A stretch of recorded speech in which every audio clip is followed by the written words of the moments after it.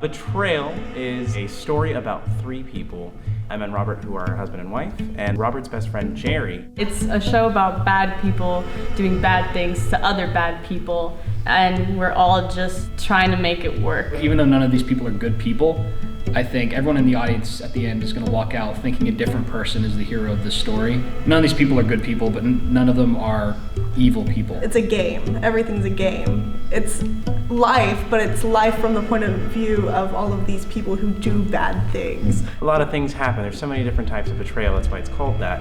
We start at the end of the story, and when we end the show, it is at the beginning of the story. As each scene progresses, the audience is thrown off on what the betrayal is and who is betrayed itself.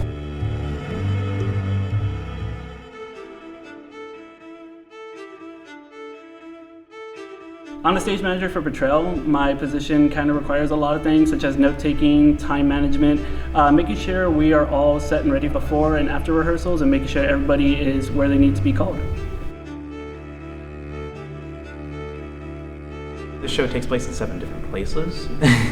It is a lot, and me and Lily have talked a little bit about exactly how we're going to do that. And our designer, Lily, has been great. We're trying to put these actors so many different places in 90 minutes.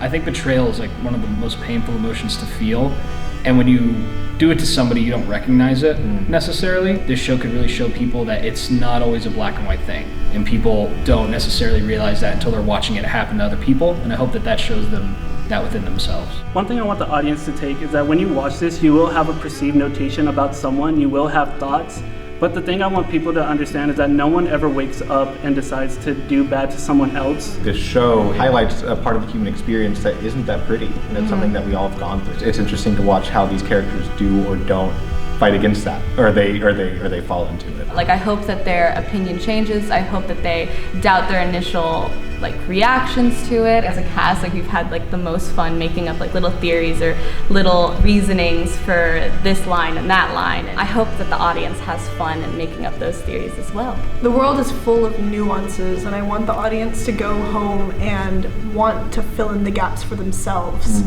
There's so much that you don't know, but there's so many clues to what could have happened. I want the audience to take home just a little bit of enjoyment in trying to figure out these storylines and following who is doing what to who, and how each of these characters are continuously lying to each other. And they're just constantly just hiding things from one another. And I enjoyed reading this play in its entirety, because I was always on the edge of my seat trying to figure out how would they do this for 7 years behind somebody's back that they live with. And I just hope the audience has a little fun with trying to understand everything and figuring things out for themselves.